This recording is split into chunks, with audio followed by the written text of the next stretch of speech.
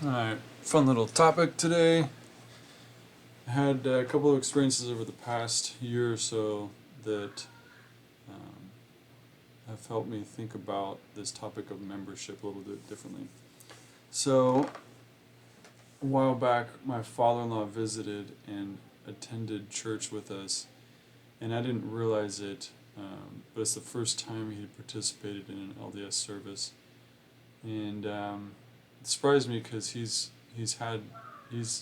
not a member, but he's been around his daughters who have been members for like 30 years and apparently never attended a service. So he attended a service, and beforehand I told him, people are probably going to introduce themselves,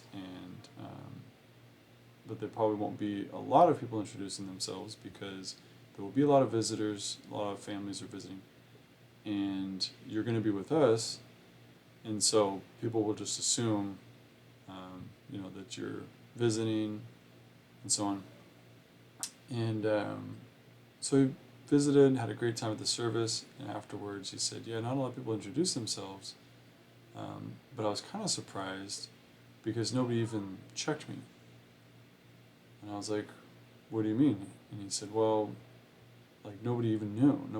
Nobody knew I wasn't a member. And I was like, yeah, well, people don't really care. Like it's not like it's a big deal, but they probably would assume that you are a member because you're with us. And he said, yeah, but nobody even checked me. and I was like, okay, I wonder if he's talking about like, checking somebody at the door, like maybe like a temple recommend type situation. And I was like, yeah, so we don't like check. So like, what do you mean? He's like, well, I thought that in order Can I say to, goodnight, Dad? yeah, in order to go and be a part of those services, good night.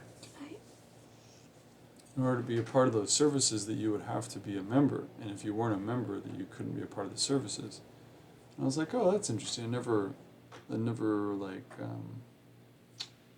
occurred to me that the word membership could be put on it in that way.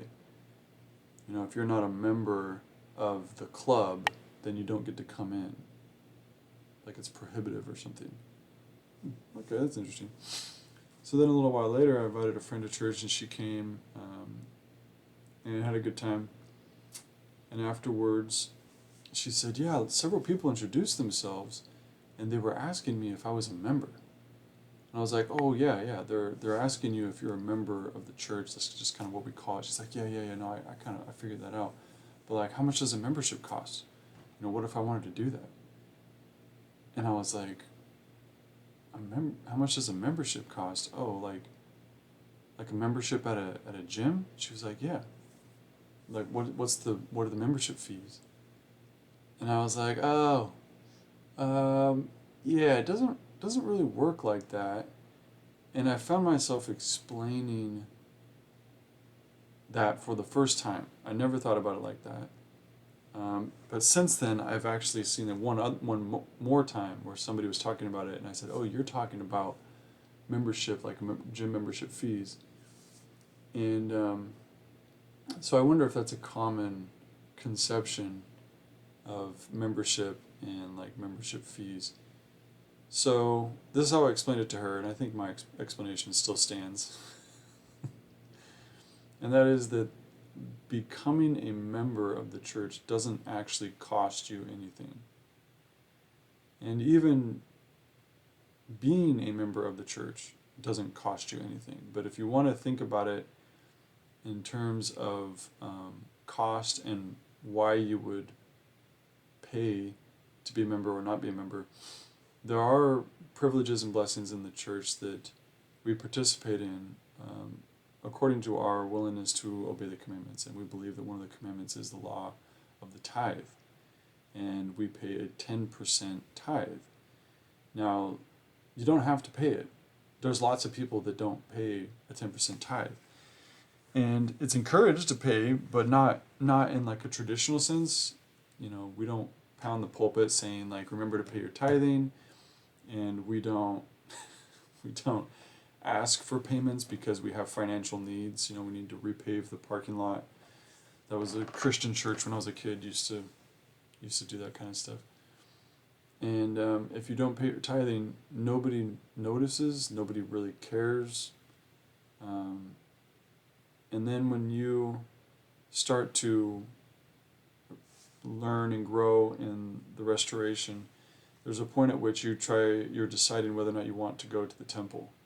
And the temple is a whole nother set of rituals that is outside the Sunday churches, and it's during the week, and it's a big building, it's totally different. And in order to go to the temple and do those things, you do have to commit to paying the 10% tithe. So before you go to the temple, someone will ask you, do you pay a 10% tithe? The bishop will ask you. And you will say, yes, I do, and he'll hand you the recommendation card to go to the temple. Or you say, no, I don't, and he'll be like, oh, okay, well, it doesn't sound like you're ready for the temple yet, but why don't you pay tithing?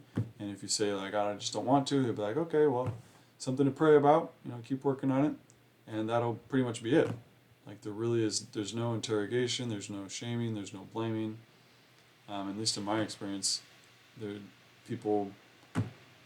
some people will choose to pay, some people don't.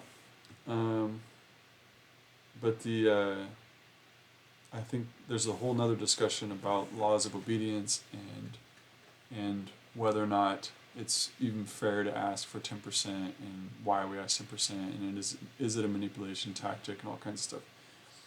But as far as the membership question, that really opened my eyes to how some people see it and how a lot of people choose to take it a completely different direction. My experience is I grew up in the church, and so I think about it a lot different than that. It's been very interesting for months now to think about membership, tithing, membership fees, how do you become a member, are non-members excluded to certain things, and like this whole world of unfamiliarity that people have around the topics. But yeah, so I continued to explain to her, if you appreciate the church and you like what the church has to offer, whatever that thing is, like, keep coming. Whether it's the doctrine or the social, whatever it is, like, you're invited no matter what. I don't really care why you're here. You're always invited no matter what the reason is. And if you want to pay tithing, great. If you don't, great. Like, honestly, don't really care. And I think it's important that be clear in people's mind that a lot of churches out there are doing what they do because they need the money to survive. Like, they're actually paying bills, and therefore if they don't get the money, they will shame and blame and guilt trip the church into paying to sustain the clergymen, the preachers and stuff. And that's not the case with us. Our membership fees, or if you want to call it that, or our tithing, doesn't go to the people. And so we don't really need it to feed our families. We don't need it to feed our families. We need it to keep the lights on.